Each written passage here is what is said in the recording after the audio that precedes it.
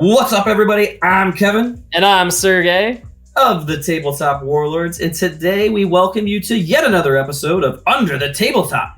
On today's episode, we have a true wargaming renaissance man by the name of Sean Sutter. Sean is the owner of Metal King Studio, which produces Relicblade, Sludge, and Mystic Skies. But he is also the sculptor, lead artist, and creator of all said games. We are super excited to have this man of many hats on the channel. And without further ado, Sean Sutter!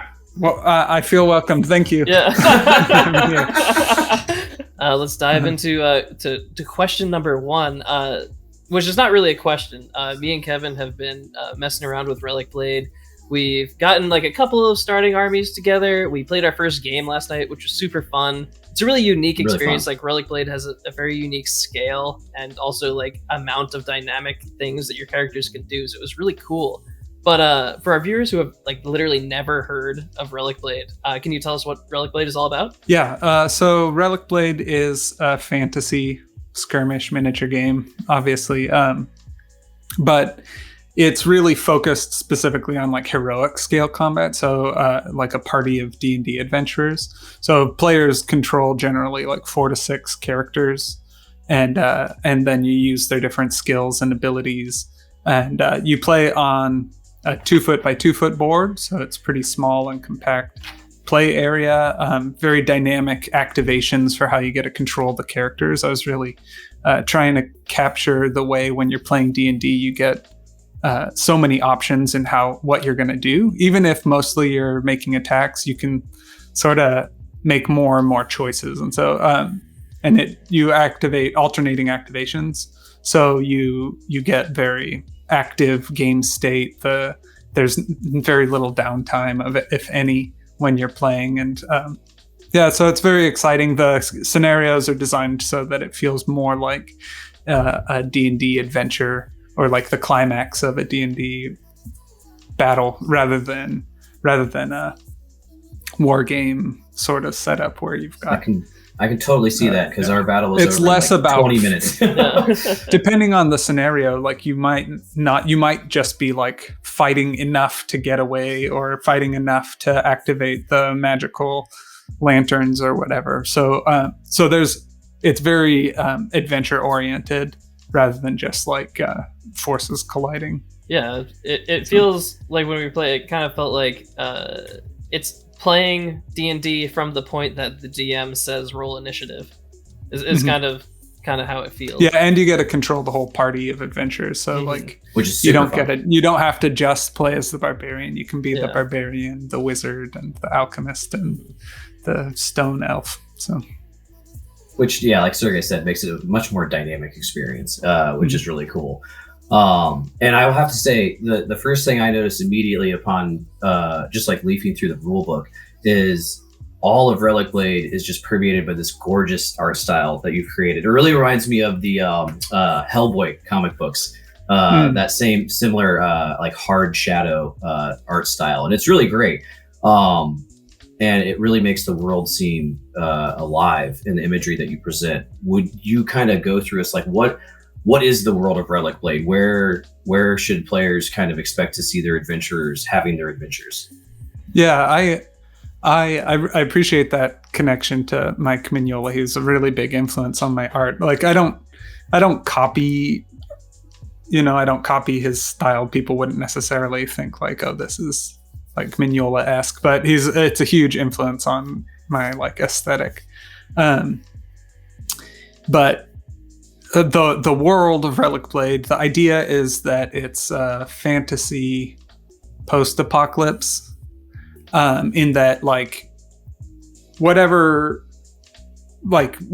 cataclysm happened, it's called the Sundering in the lore, but like there was like a dark lord, an evil god that raised up all these armies and destroyed everything, and but it's like faded into myth that like different cultures have different perceptions of what they think happened, but the reality of it is sort of not important, because after that main cataclysm, things just really continued to devolve, and so they've reached, it's a dark age, right? Like where whatever empires, world spanning empires and magical empires there were, are gone and lost and turned to ash, and what you have now is like little surviving cities on the brink of destruction, and new threats emerging from the wilderness. So it's like the world has whatever dark energy created all these monsters. The world is turned over now to these wild creatures. So there's a lot of like mutant animals in the Relicblade setting. That's awesome. And so it's kind of like, I was talking to Ash about it, but I liked this description. It's sort of like if Sauron or the Dark Lord was using ooze from Ninja Turtles to create the monsters. So like that the pigman and the lizard for sure. and the shark warrior and the eel sorcerer, and there's so many like different animal creatures, and so those animal mutants represent like nature being changed and corrupted. Oh yeah, by like these like wacky monsters. And then there's a younger threat that's the more traditional fantasy undead faction, and they're like a spreading blight of darkness. And so world setting wise, there aren't world powers that are really being able to do as much as the adventurers. So like a few brave heroes and a few like cunning villains are what's really making the changing fate in the world of Relicblade. And so players choose their own alignment. You create your character, which is a seeker. You're like an extraplanar being, and then you influence the fate of various characters. And so if you're aligned with the evil adversary, then you can manipulate fate of evil characters. And same with if you're good, then you manipulate the fate of good characters. And so in that way, there are two alignments, but there are sub-factions within them. So like I was mentioning, pigs and fish monsters and skeleton monsters. If you're evil, you can like create basically like an evil fellowship of the ring using characters from all throughout those sub-factions. Mm-hmm. And so then you've got these rival parties of adventurers, and it could be good characters versus good characters, because the point is that they're serving you as you try and change the fate of the world. And so the world of Relicblade is doomed, except there are us, the seekers, that can manipulate and change fate. So as things are decaying, there's also the opportunity to capture these magical relics and change fate, whether it's to actually save civilization with your heroes or to just carve a dark domain and you can be the new Dark Lord. It's up to you. So awesome. That's super cool. What did you call it, Kevin? A little while ago you called it like caravan punk or something like that. It was oh yeah. It's like, yeah, it's just great because I love that your idea. Okay, first of all, any fantasy setting that has an event called the Sundering, I'm like 100% bought and sold in. I love it. But like it's cool because you're dealing with these like very like iconic themes, you know what I mean, like good versus evil, but in a very unique way that I love. It has this like never-ending story where I feel like, you know what I mean, like the world of Relicblade is slowly falling apart, and I love that. Mm-hmm. And it's just like, it's really cool that small number of characters that you have on the field thematically is translated up into like the setting as a whole. Because like I love that description of like, you know, like there were civilizations and they were, you know, sprawling the world, but now they're like city states in which, you know, these, you know, huddled masses are probably terrified of the outside world, and only these, you know, just powerful heroes or villains can, you know, emerge, you know, successful from any kind of venture out. And that is just, it's really cool. And it's just for someone like me and Sergey that really enjoy the narrative aspect of these games, it's just so rich in opportunities for that it's wild. Mm-hmm. Yeah, it's really fun to be able to like explore those themes, and then with the sub factions being able to like figure out like how those characters, according to their like core beliefs, how they end up on that path. It's absolutely, it's been very fun. Yeah.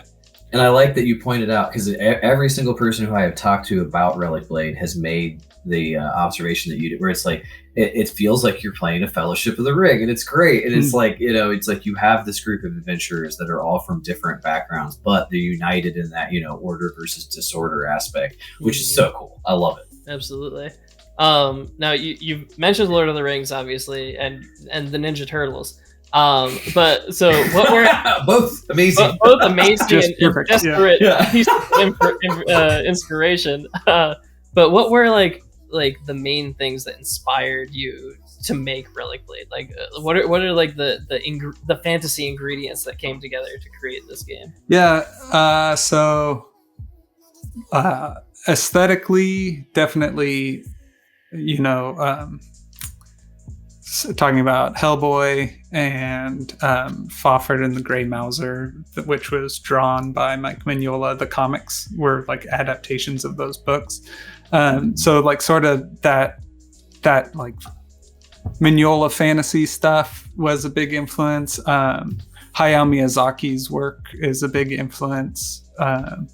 And I try to like take in everything I can, right, and then absolutely see as it filters through my imagination, see what comes out. So with Relicblade, I mean, realistically, things like Battle Beasts or Ninja Turtles are part of my like creative DNA because of when I was a kid, and then that continues through as I make more and more stuff that like I could be drawing on, like we mentioned, like toys from the 80s, but then also be referencing fantasy work that's more contemporary, like The Witcher or whatever.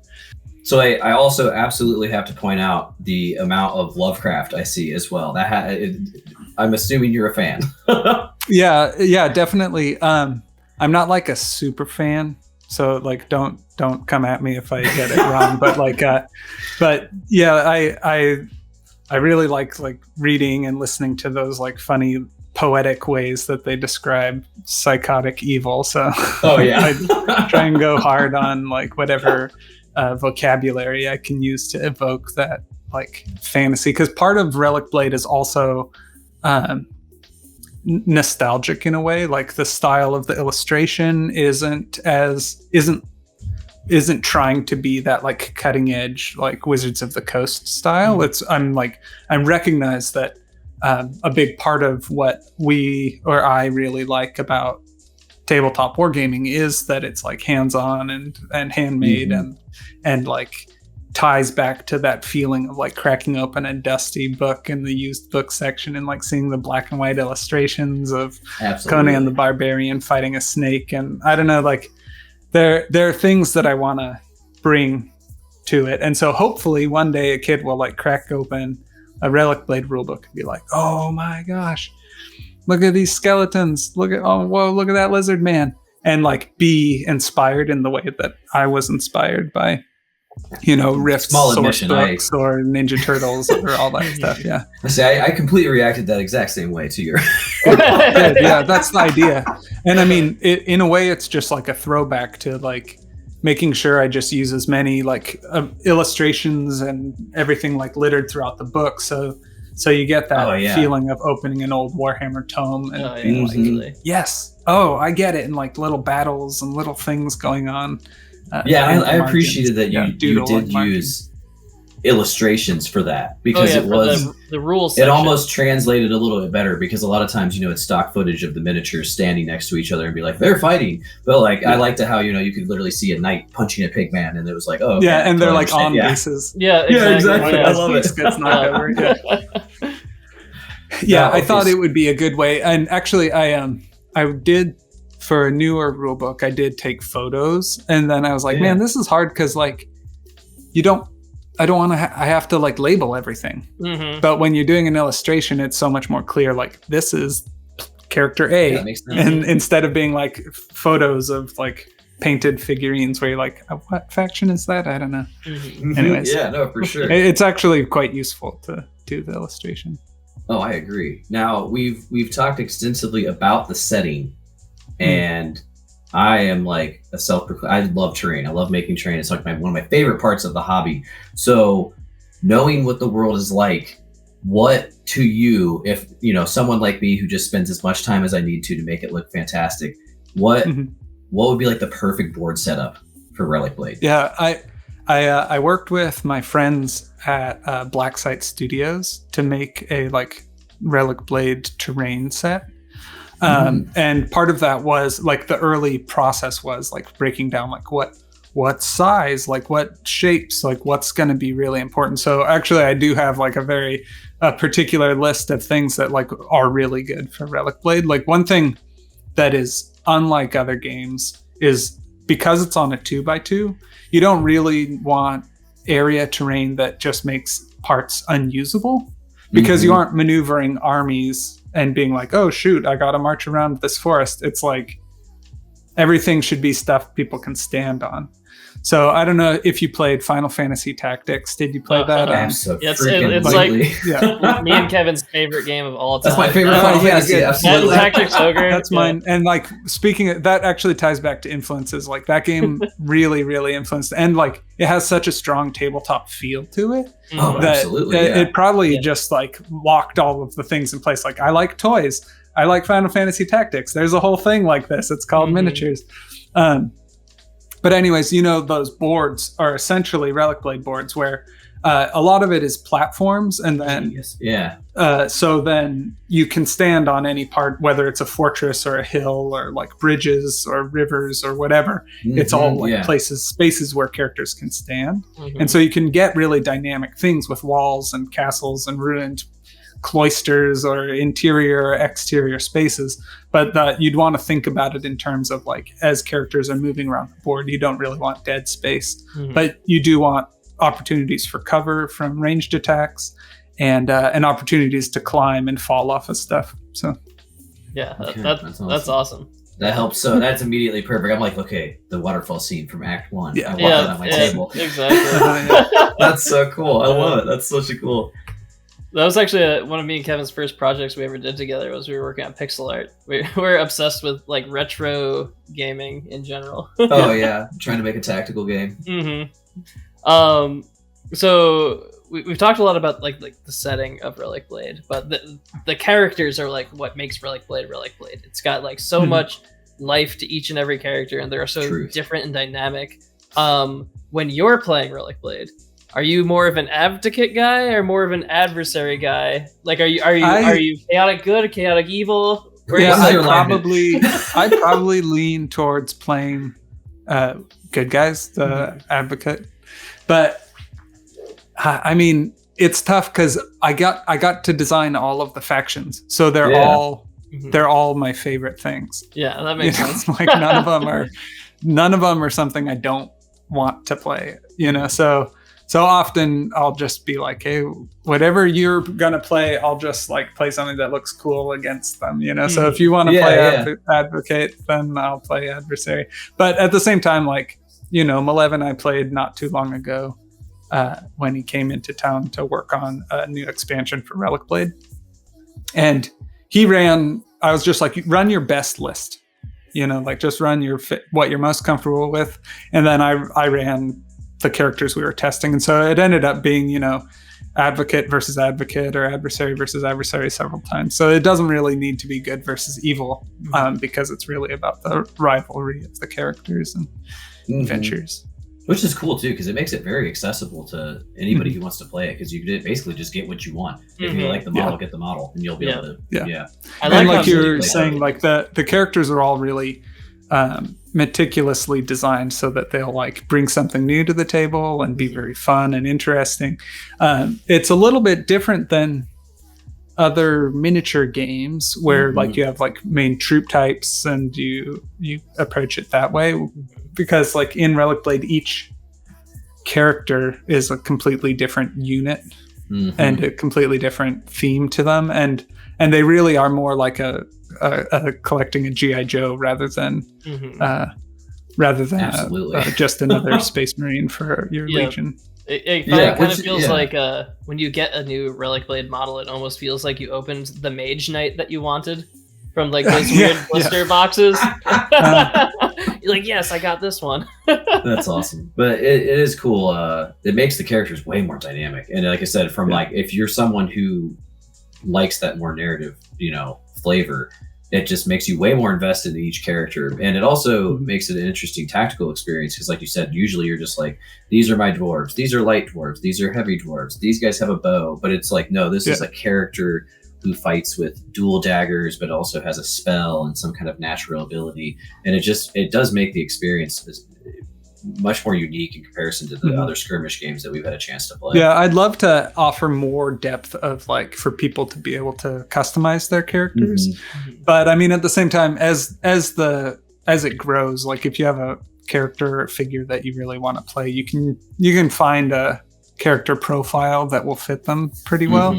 But yeah, that's just part of it, is like I just am always trying to add more and fill any gaps in the whole like range of cool things. Well, it's nice too that you can take like upgrades from all over the place. Like I was building my warband, and I was like, I was playing an abdicate list, but I was like, I still had to comb through every adversary list to look at, oh well, they have this weird upgrade that works for fighters, and I'm also playing a fighter, so it can work for me. And it really allows you to give like a personal flair to everything, because you just have this wealth of options. Yeah, and it's a really fun way to be able to like expand the game, because I can add just like a few more cards and address things that I want. Like one of the first expansions was the Bone and Darkness, where they have the bone construct, and so it's been many years since that came out. But now I have a new set coming out. I think I sent it to you guys, the Kingdoms of Akkad, with the goblins and the magic carpet. Yes. But like they've got cards in that set that affect constructs, and so it totally changes like all of your build options and the way you can play the bone construct from the Bone and Darkness faction in the release from that. So it's an opportunity to like really get into the nitty gritty of customizing your characters and getting cool upgrades and all of that. So side note, I guess we should mention for people who haven't played the game, their character cards that are like a character sheet for D&D for your character. You don't fill them out, but they've got all their stats and abilities, and then you can attach upgrades to them, like in X-Wing. So you can like build out your knight or build out your wizard with different spells or abilities or equipment, and it really customizes how they play. I want to counter your X-Wing and say that it's exactly like Hero Quest. I'm waiting for the broadsword. I love it. It's like heroic brew. Like that's I love that about the cards, is that 100% reminds me of like really old games. But it is definitely exactly like Star Wars Legion, X-Wing, and all that stuff, where it's like you really have every set that comes out, these cards, you have to look back at everything you have, and you're like, oh, wait a second. And it's not about like trying to force people to buy something they don't want to get like a competitive thing, because like there aren't Relicblade tournaments really. It's just about like growing the game, and so it's a way for me, because since I do everything myself, I can't just have made everything and then release it. I have to do it like one step at a time, and it's been really fun because I can follow my whims. I can make goblins if I want goblins. I can make a yak if I want a yak. I can go back or go forward or go someplace totally new. And so as I'm exploring the world of Relicblade, they're like it's like there's a fog of war on the map. I've explored these little regions. Then I can like explore a little region over here, and I know geographically like that's to the east, but like there's still so much left to explore, and that's part of it. Like I want players to feel empowered to be the ones to explore those areas, because in this dark age, there's no world map. Like you don't know what could be out there, so there might be caves that lead to some kind of horrible underworld. There could be flying mountains up in the north with storm giants. Like love it. It all exists in a fantasy. And I was gonna say we did touch on that in your introduction, but like you are the sculptor, the lead artist, the creator of all the games that you produce. And while that is probably, like you said, kind of an epic undertaking where it's hard to get a huge amount of content done in one go, but that has to offer so many advantages, like you said, on really you can take your game wherever you would like it to. But as far as that first we had told you to the side that me and Sergey, one of our dreams is to kind of produce a game of our own. What was it like creating Relicblade, being the person who had such a large amount of its creation. Yeah, I really feel grateful that I get to do this, of course.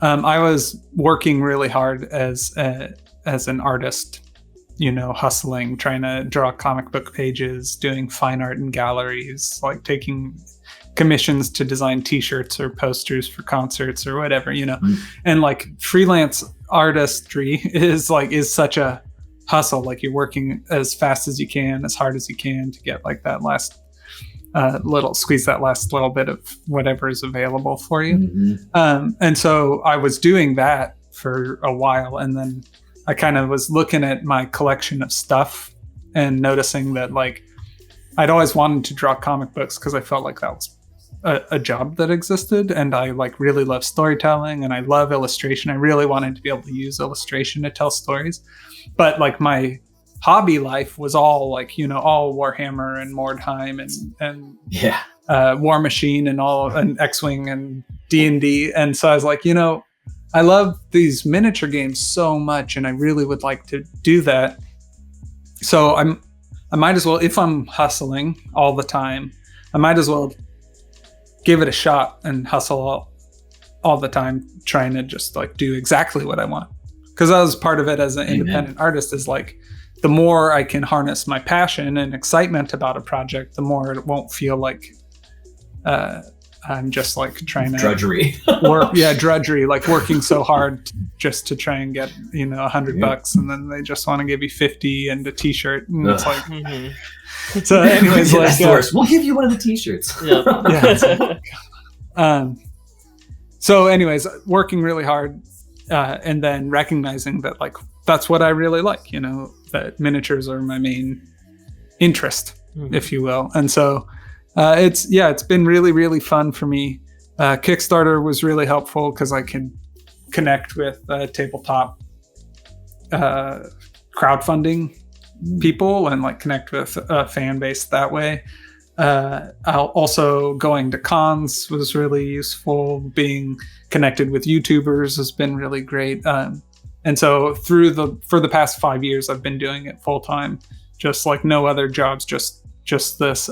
Even if it's a freelance opportunity, it has to be something that like really sounds cool for me to take it on. Like I did a contribution for Frostgrave, because I was writing with Joe McCullough, but also writing with Alessio Cavatore and a bunch of other, game designers that were really influential or part of making me want to be in the hobby. So even though I didn't have time for it, I'll take on a job like that. But I can't, absolutely. I don't really do the freelance work anymore. I'm just all working hard to build my own business. And that's been really cool.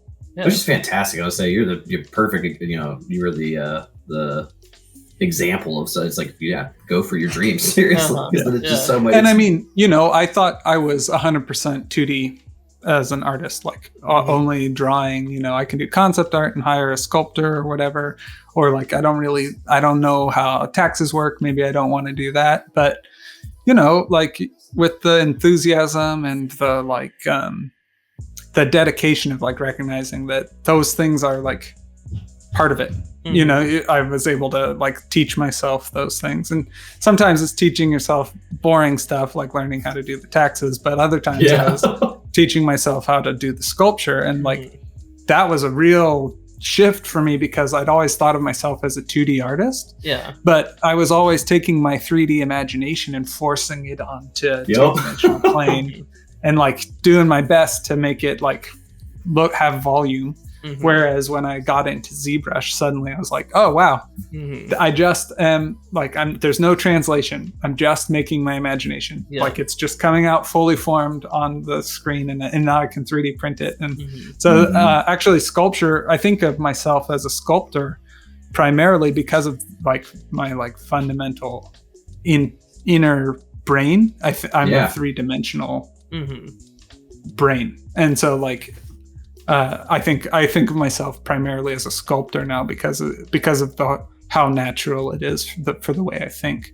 Even though I love to draw and I love to like stylize and get in there with like lines and colors and all that stuff. Like, but that's part of the fun of being able to do everything. Like when I'm tired of sculpting, I can draw. When I'm tired of drawing, I can pack orders, and when I'm tired of packing orders, I can sculpt. And when I can, you know, when I'm feeling overwhelmed with ideas, I can write a whole section of lore about sword elves, and then put that in the magazine, and then do a sculpture of the sword elf because I had so much fun thinking about the sword elf, and then doing drawings of it, and then it's just like a whole.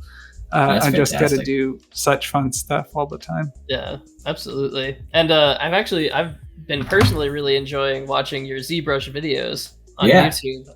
Oh, cool! Yeah, they're kind of old now. I've gotta do some more. I have a screen recording of one of the sculpts I did for the Storms of Corral set. Oh, that'd be awesome. But I just haven't recorded the voiceover for it. In fact, I bought a better microphone, which I'm using right now, so I could do the voiceover for that YouTube video that I haven't made yet. So maybe after this, I'll record that. All right, sounds good. I will definitely be watching it. Because if you liked it, I did. I really enjoyed it. I did a lot of my minor in college was 3D art, and I'm kind of the opposite with you. I was always a 3D artist and could not draw a stick figure until Kevin and Kevin's best friend growing up, like literally sat me in a room and like forced me to learn how to draw.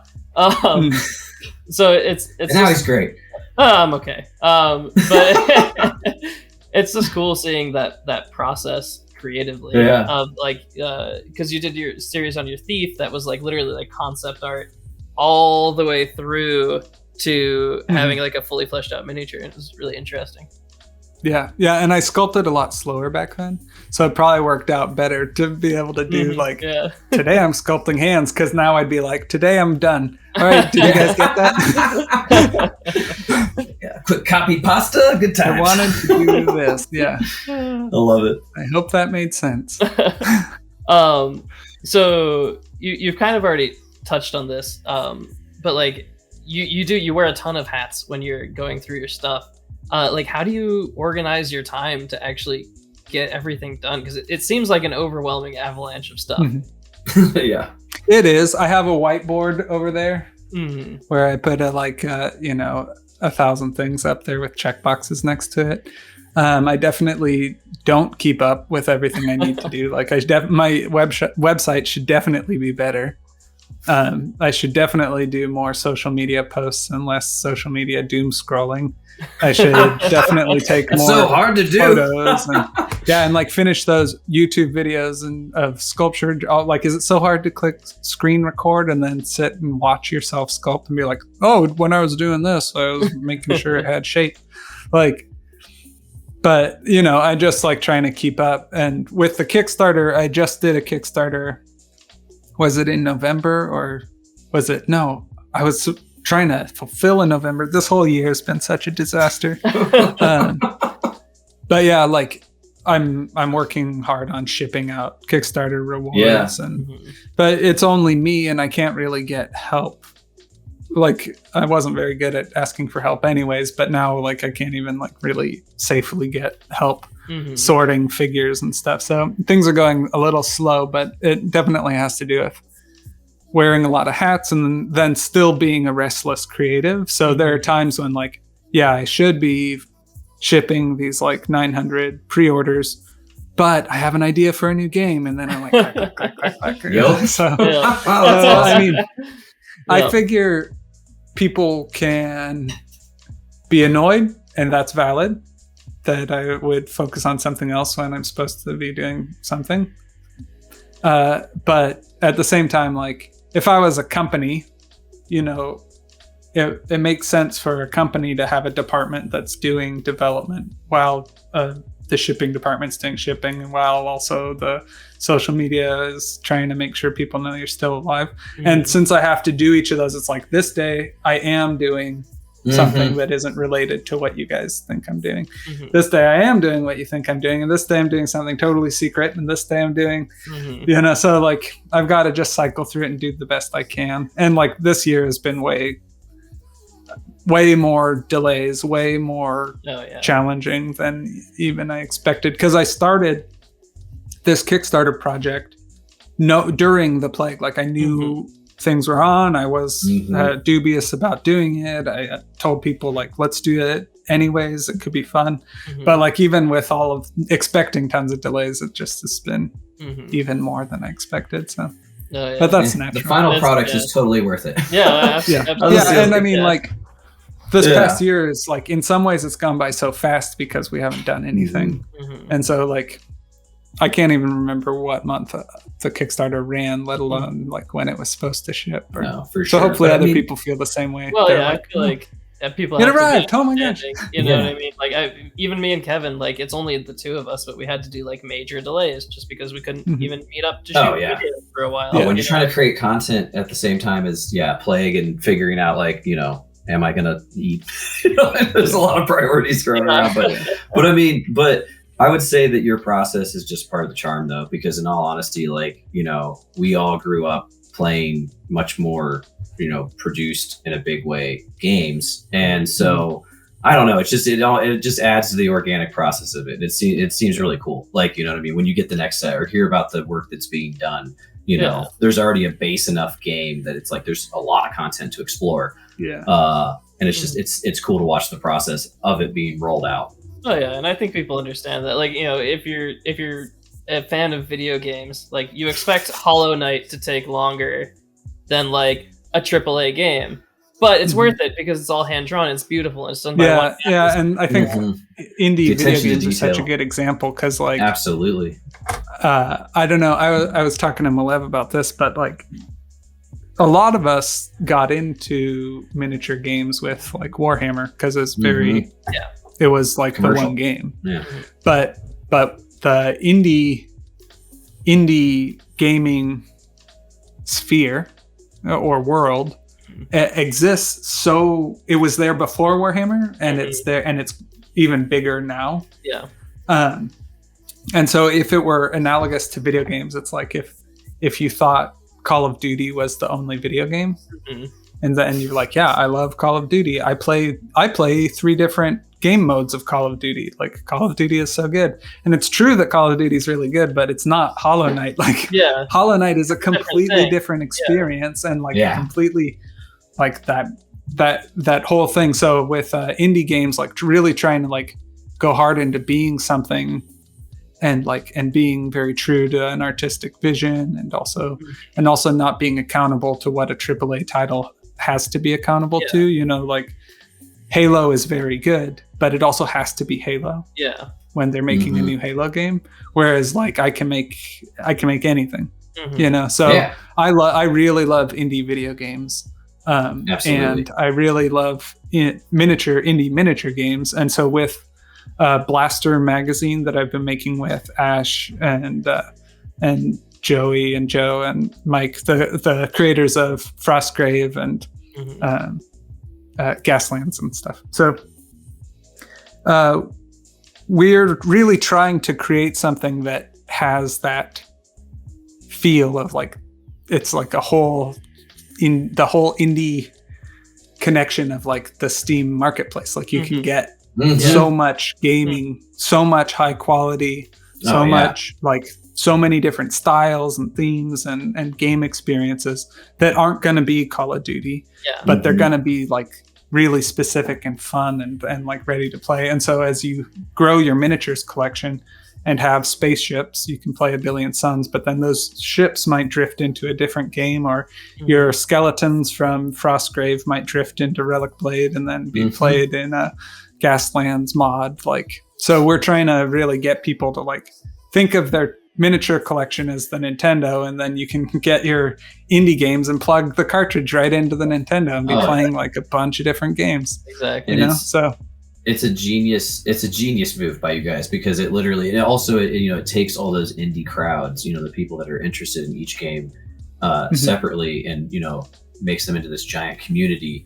Because there is, we told you off to the side once again, we have found ourselves here by becoming fans of games that are like Gaslands and Last Days and Relicblade and Frostgrave, and and that aspect of, because I'm a batch painter. I'm used to putting together these long huge rank and file armies that are specifically made for each game, and it's hard to see them outside of that. But when you take that aspect of the hobby that really blocks people from new entry, which is you need to have thousands of dollars worth of plastic soldiers for every specific game. And it trains into are you someone who's played D&D for 10 years and you have this huge range of D&D miniatures for everything? Well, perfect. Why don't come and you can, like you said, plug them into whatever game setting that works best. And it's great because it gives you all this longevity to things that you already have. Yeah, and it does require a certain level of permission, I think. So it's a mindset shift. Like I think about how when I was a kid, if you liked Star Trek, you couldn't get along with a kid that liked Star Wars, right? Which is so insane. What? You're both Star nerds. Get high five. What are you doing? And I don't know. And then same with people who play Warhammer versus people who play War Machine. No, I would never play Warhammer. That is checkers. Or no, I would never play War Machine. That's for jerks. I don't even know what. So I don't know. It takes it there. That exists still for some people where they're like Warhammer only or Warhammer subgenre only, and it's that's fine because that's a good. I'm happy that you got that hobby, but it does take a level of permission. So when I was reading Frostgrave for the first time, and you flip it open, and Joe's use whatever figures you want. I was oh my gosh. And then on top of that, connecting it back to indie games on Steam, if I download a mod that changes all of my Frostgrave skins to be Star Wars characters, that's fine. You can play that game. The rules for a crossbow aren't that different than a crossbow bolt gun. I don't even know. So it's just you do need that permission though, because when I was a kid, there was no way I was going to play with my Star Wars toys and GI Joes in the same session. They're different scale. They don't play, and I'm still pedantic like that in a lot of ways. But hard not to be. I do want to encourage people to play more and have a sense of ownership where you're no, when I play Frostgrave, it's in a dark fantasy setting, and all of the monsters are spider demons, and it doesn't. Frostgrave can be a demon grave, whatever. Yeah. Exactly. But I can't help but think I had a buddy who, when we played D&D, it was so funny because he was that guy where you're okay, I have a new game setting. It's going to be this new campaign. He's I'm still playing my cleric. And I'm well, you can't play your cleric. It doesn't make any sense. He's I'm playing my cleric. And you're okay, fine. And now all I can see is that guy with that miniature representing that cleric can now...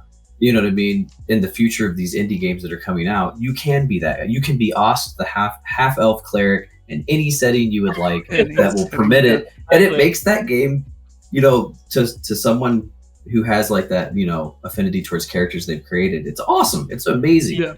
Yeah, and you can. And I mean, I produce all the Relicblade figures, so all the art matches the cards and everything. So I want people to have a cohesive game experience, but I also want people to feel empowered to be playing games and really using their own imagination and enjoying gaming the best way that they can. So that's part of my goal, especially looking forward towards. With work with Blaster and kind of trying to really pump up the whole indie gaming world, and then also with my new release that's coming up, Sludge War game is it's more of a traditional battle game, but it's miniature agnostic where you use historical kits to play a dark fantasy, low fantasy setting in the Black Powder age. So you get to use a lot of Perry miniature kits with conversion bits that I'm producing to play in a really brutal sort of trench nightmare that sounds awesome. Crimean War. So that's amazing. I love muskets so much. I love muskets. I don't know what it is. It's just it's the whole shebang of Black Powder is fantastic. You saw your no. Yeah, I think it was funny. I felt like guns didn't really belong in fantasy, but then speaking of Final Fantasy Tactics, suddenly you get that that guy. I forget what he was. He was like a alchemist. You could was he in the alchem? No, it was he had a different name, a machinist. Yeah. So, anyways, but like suddenly like the guns and they were like sort of magic, but they were black powder but it didn't like break compared to the archers or anything. So yeah, I recently introduced guns into Relicblade with a couple of characters, and that's been really fun. Yeah, it's my favorite model so like far. These, like, absolutely. Exactly. Secret like, am I allowed to field yeah. like only Gnomish Grenadiers? And I was like, you do you, buddy. yeah. Don't tell anyone. But I did a new alternate sculpt of a gnome grenadier. I did a male variant. He's got a big beard. That's awesome. So cool. So, I love it. So I don't know when that'll be available, but someday you'll have at least 2 figures to represent your gnome. I would say you knew exactly the person I was secretly. Oh yeah, perfect. Yeah. Amazing touch, by the way. When I opened up this book and there was hand-drawn art by you, I was like, this is amazing. Yeah, I do that whenever people buy direct from me, because I realize that like ultimately Relicblade's going to be more of a boutique game. Like it's possible someone else will work with me on the IP and we'll be able to like get it to every game store, but like my mold maker can't keep up with that schedule. I can't ship that, and so what I want to do is like, as people have to buy it from me on relicblade.com, like I really respect that, and I'm so grateful that people make that effort. So yeah, personal notes, sketches, and all the books that people buy, because they're buying it directly from the artist, like the creator. So, I mean, it's a very unique opportunity. Oh yeah, absolutely. So. And like my favorite artists do that. You know, if you buy their art book, they'll do a sketch in it. So, I mean, it's the same thing. These are my art books, and the stories I tell are with dice games and fantasy. So. Yeah. So speaking of Sludge and also your art style, there's like a lot of life and like color and vibrancy to all of the things that you produce. What was it like working with Sludge? Which, I mean, obviously by its name, it's sludge. You know what I mean? Like, what was it like working with something that's like more of kind of like a spooky horror themed dreary setting? Yeah. So I really like horror. I like horror movies. I like horror video games. I was playing Blasphemous. I don't know if you played that. Speaking of indie games, I haven't played it yet, but the art style's amazing. It's a like Metroidvania game with like really heavy. Like, I know what you're talking about. Catholic purgatory, like everyone's bleeding from their eyes. But it's all like. It's like it's good that it's abstracted with pixel graphics, because otherwise it'd be really brutal. It's really like so I really like that like dark setting, and then with the onset of COVID, like I started like really needing an outlet for the grim feelings that I was having, and so like I wrote a game that was like way more oppressive, and way like there was like tons of scarcity, and like you're just trying to like survive in this like hellscape. And then I switched gears a bit and wanted to create more of like a battle game. And so as I drew out the like influences from the various things that I wanted to make, like Nausicaa of the Valley of the Wind was a big influence for it. That I read through. I had been excited about wanting to do a war game in like the Castle in the Sky, Howl's Moving Castle setting, where it's like Europe maybe, and like 18th century probably, and like less about the airplanes and more about like these like troop movements and stuff. So I was talking about the like influences for Sludge, and like how I really love horror stuff, but also there's a balance, because like as much as I love to consume horror content, I'm also like a pretty lighthearted person and artist. So like working with Sludge, I was really trying to work through sort of some aesthetic things and getting into like darker themes about like violence and themes of grudges and enmity and battle, and so really diving into a like historical fantasy, dark fantasy, with sorcerers and special game mechanics for gore. So it's like super violent. And that was one thing, like I really like the idea of, like when you're a kid and you saw Braveheart and you're like, holy crap, and there's like feet that are like cut off in the back.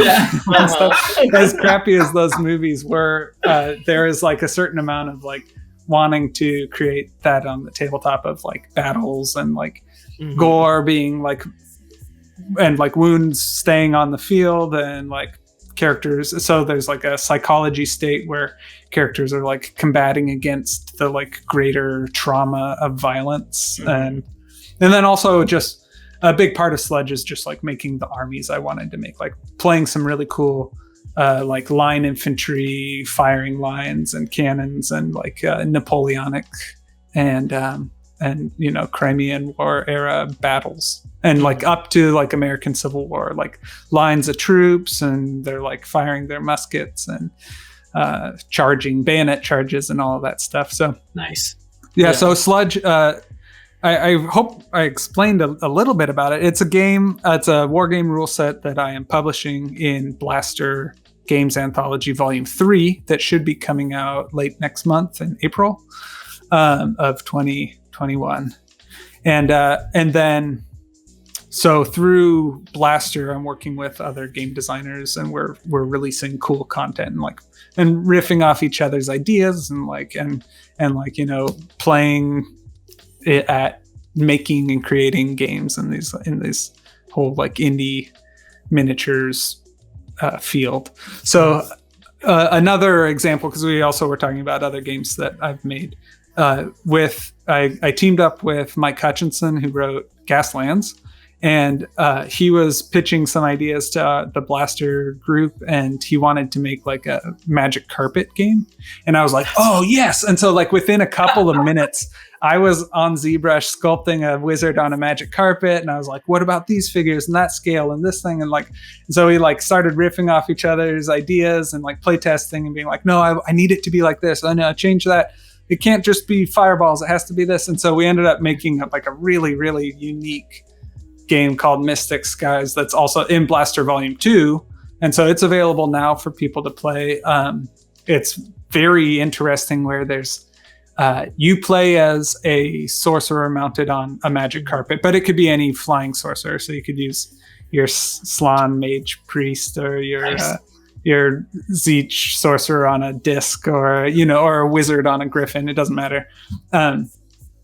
But you fly around the battlefield, and it uses Gaslands templates for movement. Awesome. So it's like really high speed, but your character like goes faster and faster and faster and gains stress from like doing these like aerial acrobatics. But then also you're casting spells, and so you have to be where you need to be on the table to cast the spells to affect the game state, and your character can't take damage. So in some ways, if one way I'd describe it is if the table was a RTS strategy game, your wizard is like your cursor, or like where you're moving your map. So you can't really be controlling stuff that's outside of where your wizard is. So you have to plan on where you're going to zoom around, and like whether you're going to be blasting off really fast to another area and then casting a bunch of spells while your opponent's moving and casting and controlling monsters and summoning new minions. And so in one way, it's a tower defense game where you have a tower and you're summoning minions to control and protect your tower. Yeah. In another way, there's wild monsters moving towards the towers that you have to zoom around and try and mind control those, so they're going towards your enemy tower instead of yours. And then on a third way, it's a full-on like wizard battle game, but you can't just do direct damage to the enemy wizard. You have to try and destroy their tower. That's so cool. It's never about just fireballing the other guy. It's always about really trying to like outwit them as a high speed, high flying sorcerer. So it's very interesting. Like the whole game it's unlike other things, but I have to like go through this like, all right, it's like It's like, It but kind of makes me feel like this might be a dated reference, but does anybody remember Dungeon Keeper? I don't think I played Dungeon Keeper. Oh, I know what you're talking about. Where you so influence the outcome. You play as like a demon overlord who has a dungeon heart, and then the other demon overlord has a dungeon heart, and you don't directly control your creatures, but they kind of like go at each other, and you're like a hand in the sky casting spells. Yeah, I think it is like that, and but also because it's the Gaslands movement. Mm-hmm. There's a certain level of like, I'm going too fast. Yeah. So it's very cool. Mike is a really, really ingenious game designer. Like I hope he doesn't watch this, but like he's so clever. Like he's so in tune and like so tirelessly coming up with game mechanics, and he's never afraid to completely throw away a whole draft of the game to make it better, and always coming back to a really strong theme. So that game, I think I was like hanging on to his imagination and like fueling him with art and fueling him with ideas and like throwing a wrench in his plans when he had a bad idea, and we ended up with something like really, really wild, really fun. That's awesome. So it was very cool. So I really encourage people to check out Mystic Skies for like another really good game to like plug into your model collection and play something like really crazy, because you probably have a sorcerer and you probably have some minions, you probably have a wizard tower, and if you don't have those things, you probably should have those things. What are you doing? So yeah, exactly. So like that's a really great game to like just get on the table and like really play, and it's available on Tabletop Simulator. I've actually, all of my games, we've got Tabletop Simulator mods, so you can play Relicblade, you can play Mystic Skies, you can play Sludge, which it works really well during these plague days. But like, I mean, anytime it's hard, it can be hard to. I don't live near my best friends, so it's really helpful. It's nice too, like when you want to play a game at like, at like 2 a.m. Like you want to just like, all right, well, I'm bored, my buddy's still awake, let's play a game. And I don't want to drive all the way to my buddy's house at 2 a.m, set up a table, and be home by 6 a.m. Whereas with Tabletop Simulator, you can just be like, all right, we played a game, no cleanup. Yep. It's really and you just flip the table at the end. Exactly. Because I mean, even then, I got to play. Mike's in the UK and I'm in California, and we gotta like play test the game and like get in brainstorming sessions at the table. That's genius. And I mean, cool. It's also just an amazing tool to get new players into it. You know what I mean? Like if you have someone who you think would like Relicblade, and like Sergey said, you don't want to like come over and bring over this whole overwhelming ordeal or whatever, they live far away. You can just jump online and it's fantastic. And it's basically got everything. It's fantastic. Is there anything else you want to touch on with your games or anything? Let's see. So I'm really excited about the new 2-player set for Relicblade, Storms of Corral. Hopefully it'll be, I've run into a few delays we talked about probably too much earlier, but like soon the new 2-player set's going to come out, but you still just use the core rulebook and faction sets with it. So if you want to get into Relicblade, you can go to relicblade.com, grab a starter bundle, which you just get the core hardcover rulebook that I'll draw in, and you choose any of the faction sets to go with it, and you get that at a discount. For 2 players, you just get them also a faction set. And the new 2-player campaign's coming out soon. That's going to be a really, really awesome either starting place or way to expand for anyone. And it also runs through a very unique adventure with a bunch of universal upgrades, so everyone gets a lot out of that set. Not to make anybody jealous, but you totally send us that set, and we'll most likely be showing it on the channel. Yeah, good. Because I mean, I've got some of them. I'm not finished shipping all the Kickstarter yet, but like as soon as that's done, I'm really excited to get it to the public, because we worked really hard on it, and like Malev helped me with generating ideas and writing a booklet to go with it. So originally it was just going to be like cards and figures and like a little scenario packet, but now it's got like a really cool booklet with lore and scenarios awesome. And campaign. Then let's see, definitely check out Blaster. Like I was saying, it's like really cool, unique games. It's great game designers, world-class indie content.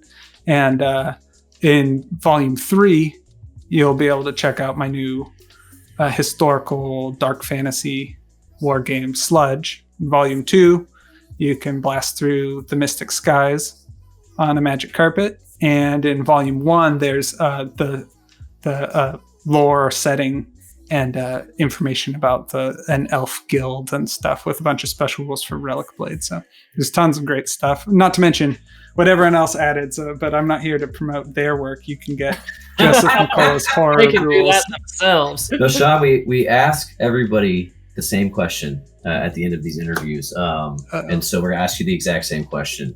What do you never want to see change in wargaming? And what are you excited for the future of wargaming?